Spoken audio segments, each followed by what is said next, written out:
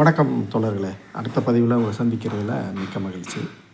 அடுத்தடுத்து இந்த வந்த சொந்த வேலைகள் காரணமாக இடையில ஒரு கேப் விழுந்துருச்சு. இன்னும் அடுத்த வீடியோக்களை விரைவாக கொண்டு வர்றதுக்கான முயற்சிகளை எடுக்கிறோம். போன பதிவில் நம்ம இஸ்லாமில் இருக்க 2 முக்கிய கதாபாத்திரங்களை பார்த்தோம். அல்லாஹ் ஒன்று, சைத்தான் ஒன்று.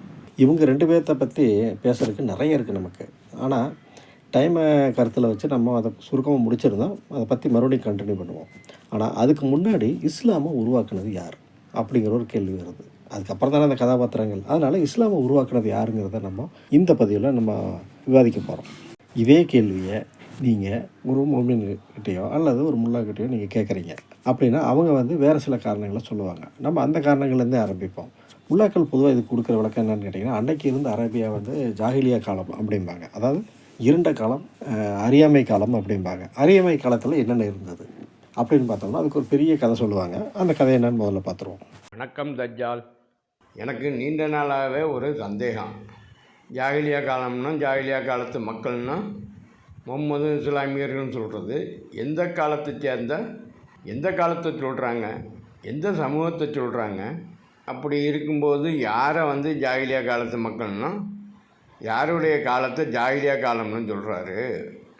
நல்லது கெட்டதை தெரியாமல் வணிகத்திற்கான திறமையான நுட்பங்கள்லாம் தெரியாமல் தான் பெரிய வணிகராக கதிஜா இருந்தாங்களா? அதுவும் ஒரு பெண். அவர்களெல்லாம் முட்டாளாக இருந்தால் போய் வணிகம் பண்ணாங்களோ? வணக்கம் தொடர். ஜாஹிலியா இதை பற்றி நம்ம பேச போகிறோம். இதை பற்றி தொடர் கேள்வி கேட்டிருக்கிறாங்க. இதில் ஜாஹிலியாங்கிறது ஒரு பெரிய கான்செப்ட். அதை சுருக்கமாக சொல்ல முடியாது, இருந்தாலும் நான் முயற்சி பண்ணுறேன். ஜாஹிலியா அப்படின்னாக்கா ஜஹல், அதாவது முட்டாள் அப்படிங்கிற பொருள் தரும். அதற்கு எதிர்ப்பதம் எதுன்னாக்கா இல்மு. இல்முடைய எதிர்ப்பதம் தான், அறிவுங்கிறதுக்கு எதிர்ப்பதம் தான் முட்டாளுங்கிற மாதிரி இல்முட எதிர்ப்பதம் தான் ஜாஹிலியா. இந்த ஜாஹிலியா பற்றி என்னென்ன சொல்கிறாங்க அப்படின்னாக்கா, இவங்கட அதாவது இஸ்லாம் சொல்கிறது என்னண்டாக்கா, ரொம்ப மோசமாக இருந்தாங்க. அவங்க வெட்டிக்கிட்டு குத்திக்கிட்டுலாம் செத்தாங்க.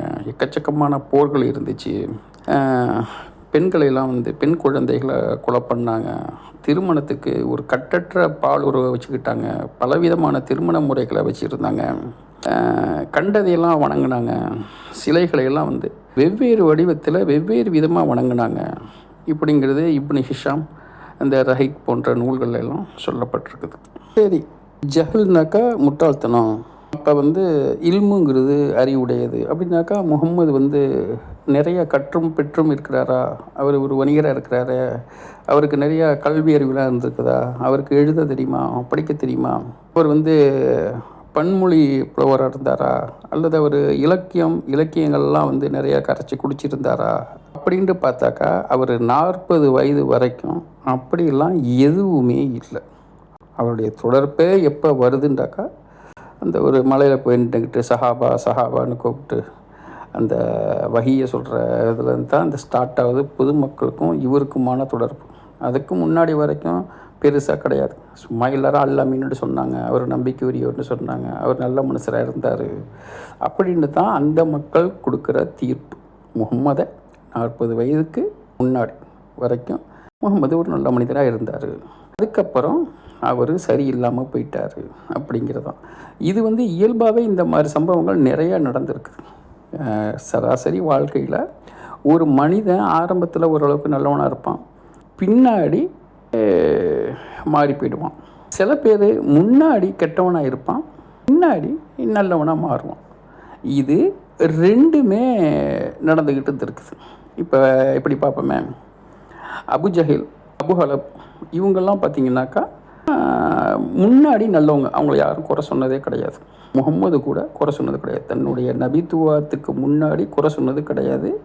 அபுஹலபோட மகனை தான் திருமணம் பண்ணுற வரைக்கும்லாம் நடந்திருக்குது. அப்போ அன்னைக்கு அபுஹலப் நல்லவராக தான் இருந்திருக்காரு.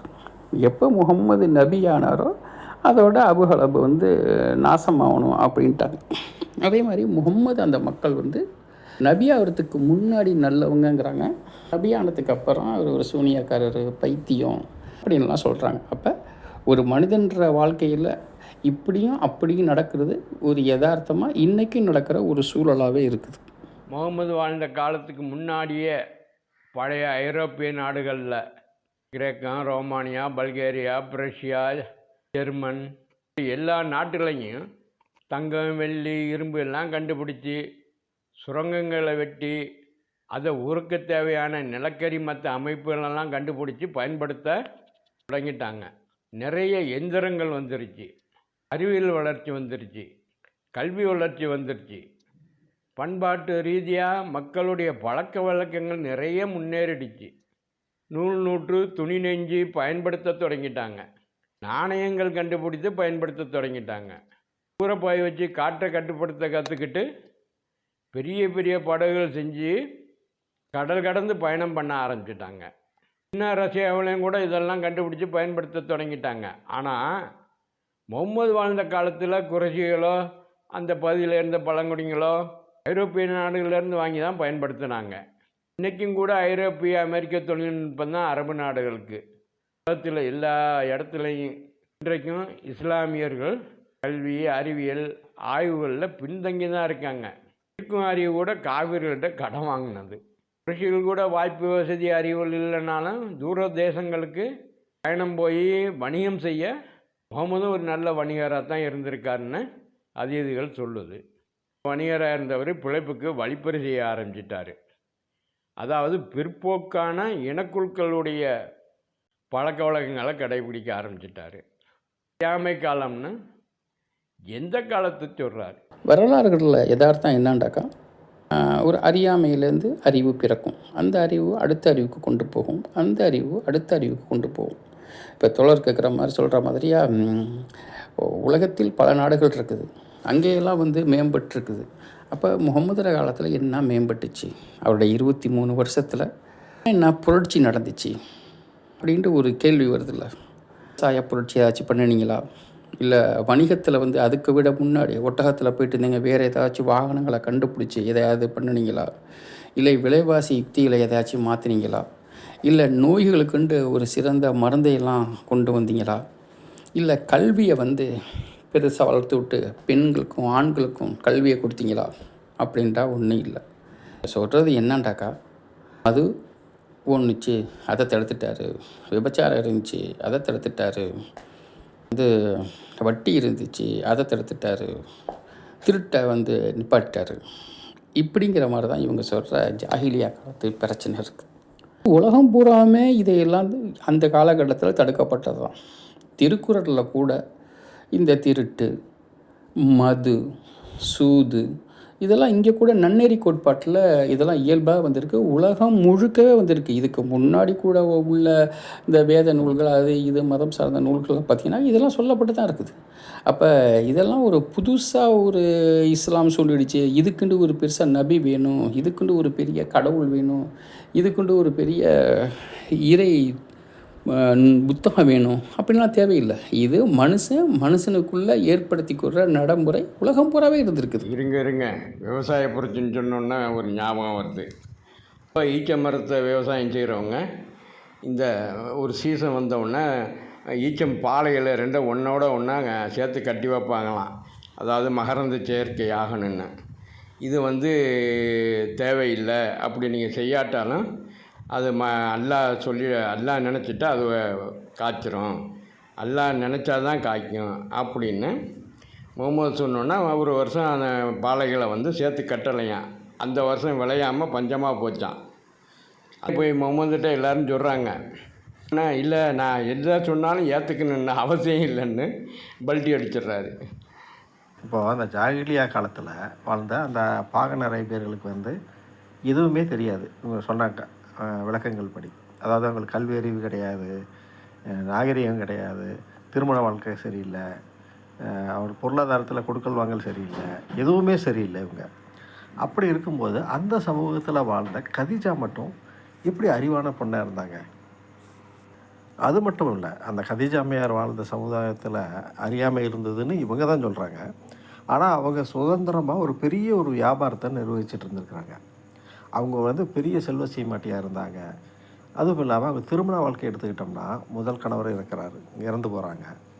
அந்த அம்மா ரெண்டாவது ஒரு கல்யாணத்தை பண்ணுது. அந்த சமூகத்தில் எந்த எதிர்ப்பும் இல்லை. அந்த ரெண்டாவது கணவர் இறந்ததுக்கப்புறம் மூணாவது ஒரு கணவரை கல்யாணம் பண்ணுறாங்க. இப்படி எந்த எதிர்ப்பும் இல்லாமல் அவங்களுடைய திருமண வாழ்க்கை போகுது. இது எப்படி நாகரிகம் இல்லாத சமுதாயம் இருக்க முடியும்? இது ஒரு நல்ல கேள்வி தொடர். காலமே ஜாகிலியா காலமாக இருந்திருக்குது.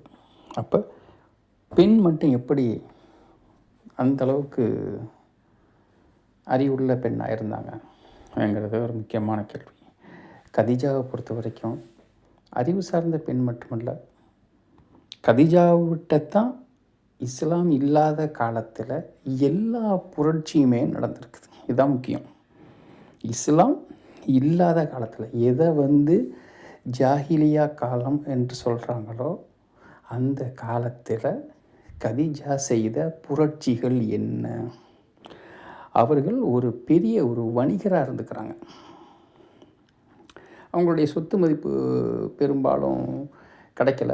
பின்னாடி வர்ற முல்லாக்கள் தான் பல கோடி பில்லியன் டாலர்லாம் கதை சொல்கிறாங்க. ஆனால் ஹிஸ்ட்ரியில் அந்த மாதிரி எதுவுமே இல்லை. ஒரு பெரிய வணிகராக இருந்துக்கிறாங்க மட்டும் இருக்குது. துணிமணி, இந்த வாசனை திரவியங்கள், பழங்கள், இந்த மாதிரிலாம் வணிகம் பண்ணிக்கிறாங்க. வெகு தூரத்துக்கும் வணிகம் பண்ணிக்கிறாங்க. முகம்மதை விட 15 வயது மூர்த்தம். அப்படிங்கிறப்ப முகம்மது வர்றதுக்கு முன்னாடியே அவங்க ஒரு பெரிய வணிகராக இருந்துக்கிறாங்க. அதாவது பெண் சொத்து, பெண்ணுக்கு முகம்மது பாதி சொத்து, அறிவுள்ள காலத்தில் பாதி சொத்து கொடுக்குறப்ப அவங்க ஒரு சொத்தை உருவாக்குற இடத்துல இருந்துக்கிறாங்க. அது மட்டும் இல்லாமல் திருமண புரட்சி பண்ணிக்கிறாங்க. விதவை திருமணம் நபி தான் வந்தார்னு சொல்லுவாங்க. விதவைக்கும் மறுமணம் வேண்டும் என்றார் அப்படின்ட்டு பாடெல்லாம் ஹனீஃபா மாமா பாடியிருக்கிறாரு. ஆனால் முகம்மதுக்கு முன்னாடியே அவங்களுக்கு 2 திருமணம் நடந்திருக்குது. ஒரு திருமணத்துக்கு அப்புறம் மறு திருமணம், அடுத்த திருமணம்னு சொல்லிட்டு 3வது திருமணத்தை முகம்மதை கதீஜா கல்யாணம் பண்ணியிருக்கிறாங்கங்கிறது தான் முக்கியமானது. அதாவது முகம்மது கதீஜாவை கல்யாணம் பண்ணல, தன்னுடைய பணியால் ஒரு முதலாளி அம்மா கல்யாணம் பண்ணியிருக்கிறாங்க. இது ஒரு பெரிய புரட்சி தானே. இன்றைக்கி கூட அது மாதிரி நடக்கிறது இல்லை.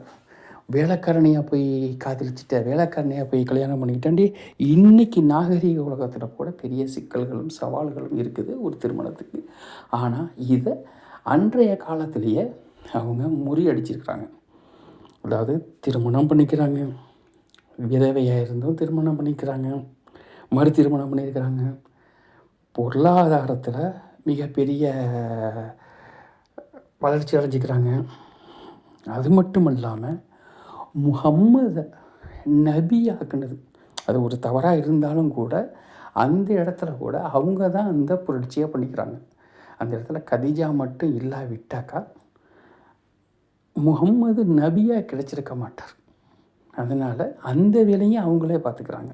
ஒரு பெண்ணு தான் முகம்மதிய கணக்குப்படி ஒரு பெண்ணு 2 பெண்ணு ஒரு ஆணுக்கு சமம்னு சொல்கிறதுல இங்கே எந்த விதமான நிலையும் இல்லாமல் முதல் சாட்சியாக சொன்னதை முகம்மதுக்கு கதீஜா தான். அப்போ அந்த அளவுக்கு ஜாஹிலியா காலத்தில் கதீஜா இருந்துக்கிறாங்க.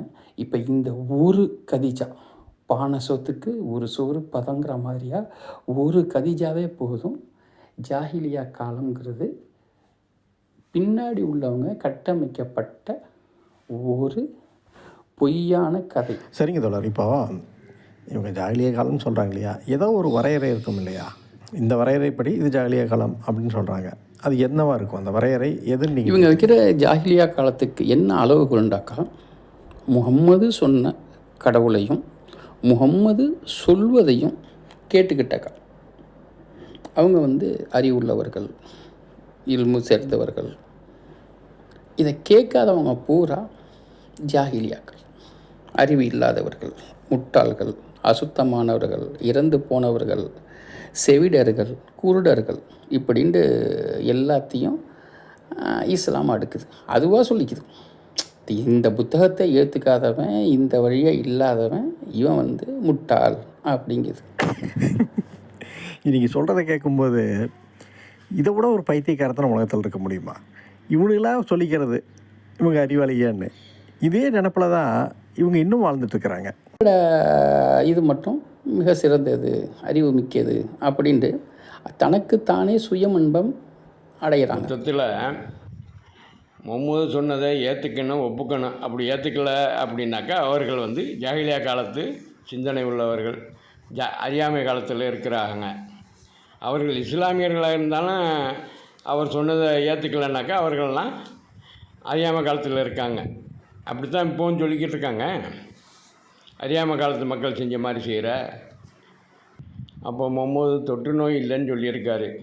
இன்றைக்கி யாரும் ஏற்றுக்கிறல. அதை எல்லாம் கொரோனா வந்தப்போ என்னாச்சு, எல்லாம் ஓடி போய் தடுப்பூசியை போட்டுக்கிட்டாங்க.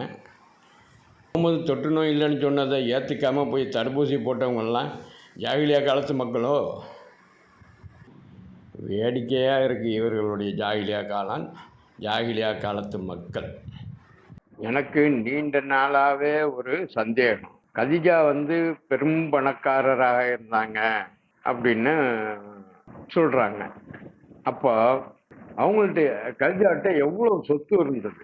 அதை பற்றி ஏதாவது விவரங்கள் தெரியுமா உங்களுக்கு? ஆமாம் தோழர். அதாவது கதீஜாவுடைய சொத்து மதிப்பு என்னங்கிறது ஹதீஸில் எங்கேயும் தெளிவாக இல்லை. அவங்க பெரிய செல்வ செழிப்பாட்டியாக இருந்தாங்க, பெரிய ஆட்டு மந்தை இருந்தது, பெரிய ஒட்டக மந்தை இருந்ததுன்னெல்லாம் இருக்குது தகவல்கள். ஆனால் எவ்வளவுன்னு தெரியாது.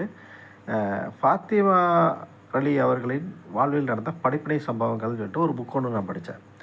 அதில் அதோட ஆசிரியர் என்ன சொல்கிறாருன்னா, அந்த அம்மாவுக்கு வந்து இன்றைய மதிப்புக்கு ஒரு 860 கோடி அமெரிக்கன் டாலர்கள் சொத்து இருந்தது அப்படின்னு சொல்கிறாரு. அவர் எங்கேருந்து அந்த கணக்கெடுத்தா இருந்தில்ல. பட் மூமின்கள் சொல்கிறத நான் அப்படியே இங்கே பதிவு பண்ணுறேன். அடுத்தது இந்த திருமணத்தை பற்றினது. அந்த பெண்மணி வந்து சுதந்திரமாக ஒரு முடிவு எடுத்துருக்கிறாங்க. தன்னுடைய கணவர் இருந்தாச்சு, இறந்ததுக்கப்புறம் 2வது திருமணம் செய்கிறாங்க. 2வது திருமணமும் கணவர் இறக்குறாங்க. 3வது திருமணத்துக்கு அந்த அம்மா தான் முடிவு எடுக்கிறாங்க. அவங்க அப்பா அந்த கல்யாணத்தை ஏற்பாடு பண்ணவே இல்லை. அந்த அளவுக்கு அந்த சமுதாயம் வந்து நாகரிகமாக இருந்திருக்குது. அந்த பெண்மணியை யாரும் தரக்குறைவாக எதுவுமே பேசலை. ஒரு பெண்மணி தன்னுடைய திருமணத்தை சுதந்திரமாக முடிவு எடுக்க விட அனுமதிக்கிற சமுதாயம் எப்படி நாகரிகம் இல்லாத சமுதாயமாக இருக்க முடியும்? கதிஜாவின் திருமணம் அவங்களா சுயமாக ஒரு முடிவெடுத்து இன்னைக்கு கூட செய்ய முடியல. இன்னைக்கு கூட ஒரு முஸ்லீம் பெண்ணு அப்படி செய்ய முடியாது. திருமணத்திற்கு வழி வேணும். திருமணத்தை ஆண் வேண்டாக்கா முடிவு பண்ணலாம், பெண்ணு சுயமாக முடிவெடுக்க முடியாதுங்குது. ஆனால் அன்னைக்கு கதீஜா முடிவெடுத்து தான் முகம்மதை திருமணம் பண்ணிக்கிறாங்க. இந்த முகம்மது கதீஜா திருமணத்தில் நிறைய சுவாரஸ்யமான விஷயங்கள்லாம் இருக்கும்பாங்க. அதை கொஞ்சம் சொல்லுங்களேன். எனக்கு கூட கதிஜாவுடைய திருமணம் பற்றி ஒன்றும் தெரியாது. அதை படிக்கணும்னு ஒரு இன்ட்ரெஸ்ட் எடுத்துக்கிறல. அது என்னத்துக்கு நமக்கு அப்படின்ட்டு. சொல்லுங்கள், தெரிஞ்சுக்கலாம். இந்த விஷயத்தை நம்ம சொன்னால் தான் கதீஜாமியார் வந்து எந்த அளவுக்கு போல்டாக இருந்தாங்க அப்படிங்கிறது நமக்கு புரியும். நம்ம இவர் முகமது வந்து பெருசாக வேலைகளுக்கு போய் அப்படி சம்பாதித்து செல்வத்தை குமிச்ச ஆளெல்லாம் கிடையாது. சும்மா ஆடு மாடு மேய்ச்சிட்டு இருந்த ஒரு வெறும்பயல் தான். இவர் இந்த நிலையில் இருக்கும்போது தன்னுடைய வளர்ப்பு தந்தை இருக்கார் இல்லையா, அந்த அபு தாலிப், அவர் சிறிய தந்தை, அவர்கிட்ட போய் அவருடைய மகளை பொண்ணு கேட்குறாரு. அவர் இருந்துட்டு என்ன பண்ணுறாருன்னா, உனக்கெல்லாம் கொடுக்க முடியாது அப்படின்னு விரட்டி விட்டுறாரு. இப்படி இருக்கும்போது தான் இந்த இவர் போய் கதீஜா கிட்ட போய் சேர்றாரு. அங்கே என்ன நடந்ததுன்னு தெரியல, அந்த டீட்டெயில் நமக்கு தெரிய மாட்டேங்குது. ஆனால் கதீஜா அம்மையார் வந்து இவரை திருமணம் செய்யறதுக்கு ப்ரொப்போஸ் பண்ணினதாக தான் வரலாறு சொல்லுது. தவறில்லை, இதை பற்றி கொஞ்சம் விளக்கங்கள் உண்டு, அது சொல்கிறேன் நான். கதீஜா அம்மையாருடைய தகப்பனார் குவாலிதுக்கு வந்து முகமது மேலே பெருசாக அபிப்பிராயமெல்லாம் ஒன்றும் கிடையாது. இது வந்து கதீஜா அம்மையாருக்கும் தெரியும். அதனால் அவங்க என்ன பண்ணுறாங்கன்னா, குவாலிது வந்து தெளிவாக இருக்கிறவரை இந்த கல்யாணத்துக்கு சம்மதிக்க மாட்டார். அதனால் அந்த ஆளுக்கு ஃபுல்லாக சரக்கு ஊற்றி கொடுத்து மட்டையாக்கிடுறாங்க. அதுக்கப்புறம் தன்னுடைய பணியாளரை அனுப்பி முகமதுடைய வீட்டில் அவங்களுடைய சிறிய தந்தை மற்ற அந்த உறவினர்களை எல்லாம் கூப்பிட்டு இந்த மாதிரி கல்யாணம் ஏற்பாடு பண்ணியிருக்கேன், நீங்கள் வாங்கணுன்னு அவங்களும் அங்கேருந்து வந்துடுறாங்க. வந்து கல்யாணம் முடிஞ்சிருது. அந்த குவாலிது போதையில் கல்யாணத்துக்கு சம்மதிச்சிடறான். போதை தெளிஞ்சதுக்கப்புறம் எப்படி இது நடந்தது, நான் அதை ஒத்துக்கவே மாட்டேன், முகமது மாதிரி ஒரு வெறும்பயலுக்கு நானே எப்படி கட்டி கொடுப்பேன் அப்படின்ட்டு பெரிய பிரச்சனை பண்ண 2 பேரும் வெட்டுக்குத்தில் இறங்க கடைசியில் நல்ல விதமாக கல்யாணம் முடிஞ்சிருது. சரி, இப்படி வந்து ஒரு வழியாக ஆரம்பித்த திருமண வாழ்க்கை எப்படி போய் முடிஞ்சது? ஏன்னா கதீஜாவுடைய சொத்து வந்து 860 கோடி அமெரிக்க டாலர்கள் இருந்தது அப்படின்னு சொல்கிறாங்களே, கடைசி வரை இருந்ததா? என்ன ஆனது அது? முகம்மதுக்கும் கதீஜாவுக்கும் திருமணம் நடக்குது. கதீஜாவுக்கு அப்போது 40 வயசு, முகம்மதுக்கு 25 வயசு. கிட்டத்தட்ட 25 ஆண்டு காலத்துக்கும், ஆமாம், ஏறக்குறைய 25, 26 ஆண்டு காலம் முகம்மது கதீஜாவோட வாழ்கிறார். கதீஜாவோட மட்டுமே வாழ்கிறாரு. அந்த கதீஜாவோட இருக்கிற வரைக்கும் அவர் எந்த குழந்தை திருமணமோ இல்லை வயசானவங்க திருமணமோ இன்னொரு மனங்கிறத அவர் கொண்டு போகவே இல்லை. இதுக்கடையில் அரேபிய கலாச்சாரத்தில் பலதார மனம் அப்பவும் இருக்குது, இல்லாமையெல்லாம் இல்லை. ஆனால் அப்படி ஒரு நிலையை முகம்மது எடுக்கவே இல்லை. இது ஒரு பக்கம் இருக்கட்டும். இப்போ 25 வருடம் வாழ்கிறார். அதில் கிட்டத்தட்ட 15 ஆண்டு காலம் நபித்துவ வாழ்க்கை. அதாவது 25 வயசில் கல்யாணம் பண்ணுறாரு, 40 வயசில் நபி ஆகிறார். அந்த 15 வருஷம் மட்டும்தான் அவர் சராசரி மனுஷனாக கூட இருந்திருக்கிறார். அதுக்கப்புறம் 10-12 ஆண்டுகள்ங்கிறது நபியாக இருந்திருக்கிறார். ஓகேவா? ஆனால் இந்த 40 ஆண்டுகளுக்கு பிறகு, கிட்டத்தட்ட 15 ஆண்டு திருமணமாகி 15 ஆண்டுகளுக்கு பிறகு இவர் கூடுதலாக கதீஜாவுக்கு சம்பாரித்து கொடுத்தாரா அப்படிங்கிற அங்கே கேள்வி இல்லை. ஹீராக்கு போனதுக்கு அப்புறம் 40வது வயதில் ஹீராக்கு போனதுக்கு அப்புறம் இவர் சம்பாதிக்க போனாரா அப்படிங்கிற கேள்விக்கு அங்கே பதில் இல்லை. ஆனால் சொத்துக்கள் முழுக்க முழுக்க கதீஜாவுடையது, முகம்மதுடையது அல்ல. ஏன்னாக்க முகம்மது ஒரு ஆடு மேய்ப்பவராக இருந்தார். ஆடு மேய்ப்பவர்களுக்கு என்ன கொடுப்பாங்க? ஒரு சின்ன கூலி, அந்த உணவு தான் கிடைக்கும். மாத சம்பளம், இபிஎஃப், சொக்ஸோ இதே மாதிரிலாம் எதுவும் கிடைக்க போகிறது கிடையாது. அன்றைக்கு வேண்டாக்கா அவருக்கு ஏதோ அந்தந்த உணவை தான் கொடுத்துருப்பாங்க. ஏன்னாக்கா ஆடு மேய்ப்பதுங்கன்பது பிறருடைய ஆட்டை இவர் மேய்ப்பதாகும். இவருக்கு ஆட்டு பெரிய பண்ணை வச்சுருந்து இவரை போய் மேய்த்தாருங்கிறது அர்த்தம் இல்லை. சரி, இப்போ 25 ஆண்டுகள் ஆகுது, கதீஜா இறந்துடுது. இது எல்லாம் மக்கா வாழ்க்கையில் நடக்கக்கூடியது. கதீஜாவின் இறப்புக்கு பிறகு ஒரு சில ஆண்டுகளுக்கு முன்னாடி தான் இவர் மதீனாவுக்கு போகிறார். இப்போ இங்கே இருந்து இவ்வளோ பெரிய மில்லியன் கணக்கான சொத்துக்கள் இருந்துச்சு, அது என்ன ஆணுச்சு? கேள்விக்கு பதில் தேவை. நான் தேடுறேன், எனக்கு சரியான பதில் கிடைக்கல. இதுக்கு பதில் அவசியம் தேவை. இவ்வளோ மில்லியன் கணக்கான சொத்துக்கள், ஏண்டாக்கா அங்கே அசையும் சொத்து இருந்திருக்கும், அசையாத சொத்து இருந்திருக்கும், அவ்வளவு சொத்தும் இருந்தோம். இந்த சொத்துக்கள்லாம் எந்த குரேஷியர்களுக்கும் அபகரிச்சிக்கல. அப்போ இந்த சொத்து என்ன ஆனது? இதை எப்படி இவர் அழித்தார்? இதுக்குள்ளே தான் முகம்மதுடைய மத அரசியலை தூங்குது. இதுக்கு பதில் தேவை.